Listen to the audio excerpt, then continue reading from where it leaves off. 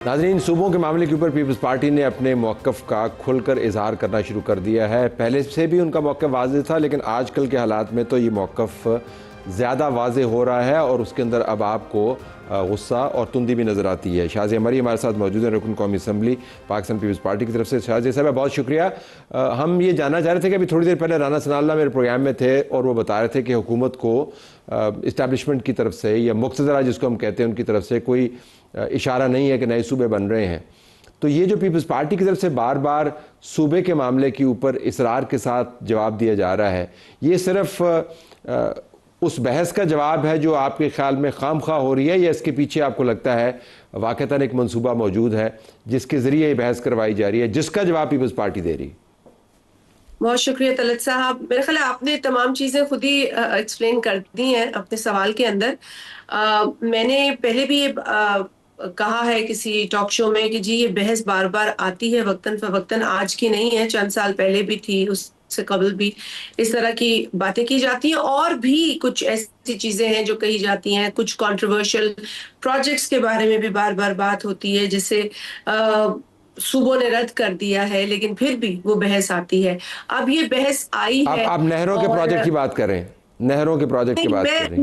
मैं नहरों की नहीं, इस वक्त मैं कालाबाग डैम की बात करी थी, जिसे पाकिस्तान की 3 असेंबलियों ने करारदाद के जरिए रिजेक्ट कर दिया, लेकिन उसके बाद भी कुछ लोग बजिद रहे कि नहीं ये बनना है, ना टेक्निकल ग्राउंड्स पे, ना मेरिट पे, और ना असेंबलियों की करारदाद के नतीजे में ये बन सकता है।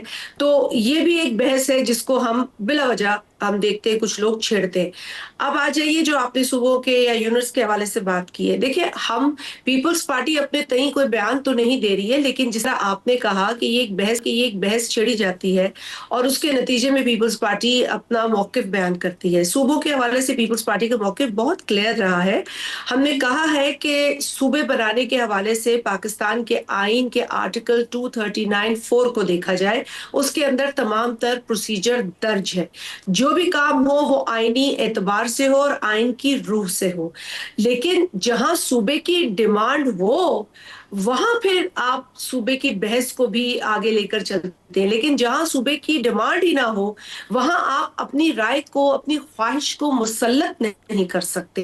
एक मिसाल हमारे पास 2012 की है तलत साहब, कि साउथ पंजाब वसेब का जो सूबा है उसके हवाले से पंजाब असेंबली में, फिर नेशनल असेंबली में, सेनेट में करारदाद पास हुई है जो कि पाकिस्तान के आइन के ऐन मुताबिक हुआ। आप मुझे बता दें कोई पेशरफ्त हुई है उसके बाद?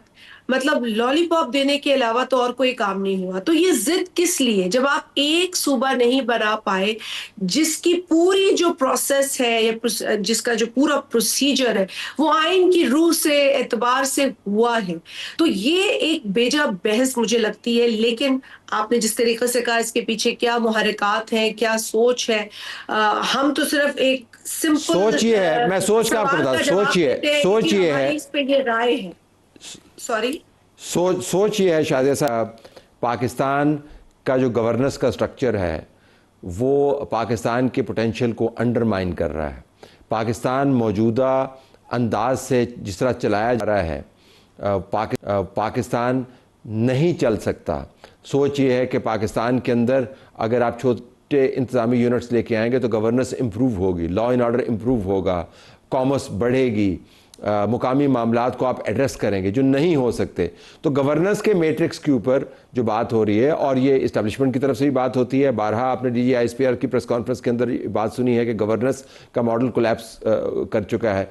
तो बहस इस वक्त ये नहीं है कि आईनी क्या है, बहस ये है कि पाकिस्तान को चलाने और बचाने के लिए आपको छोटे इंतजामी यूनिट्स चाहिए, ये बहस है। देखिए, ये किसी की राय है, मैं नहीं समझती ये बहस है, ये मुसल्लत की जाने वाली बहस है। ये राय है कि जी एक स्टेटमेंट दे दी जाती है कि जी गवर्नेंस ठीक है, हम मानते हैं कि गवर्नेंस के फुकदान हैं, आपने भी प्रोग्राम्स किए होंगे, हम खुद इस बात का इतराफ करते हैं और कई मर्तबा पार्टी के चेयरमैन जनाब बिलावल भुट्टो जरदारी साहब ने अपनी तरफ से भी सजेशंस दी हैं। मिसाल के तौर पर FBR का जो तरीक़ेकार है उसमें सुधार लाइए, ब्यूरोक्रेसी में सुधार लाइए।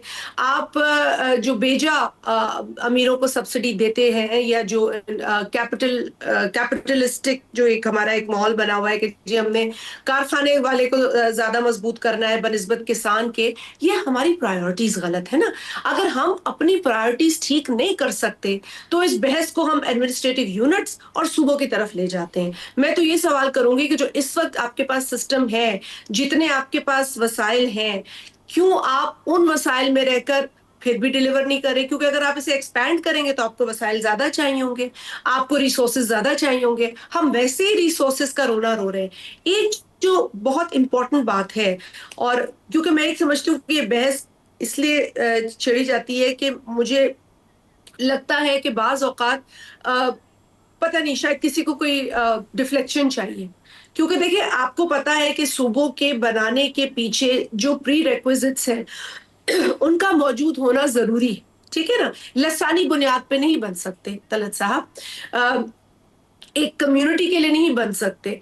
एडमिनिस्ट्रेटिव यूनिट्स होते हैं ये, और जहां जहां जरूरत होती है वहां पीपल्स पार्टी ने आइन के का ही रास्ता अपने लिए भी चुना है, और सबको यही कहते हैं हम। सिंध के अंदर बार बार ये जिद आ जाती है, लेकिन सिंध के अंदर डिमांड नहीं है ना।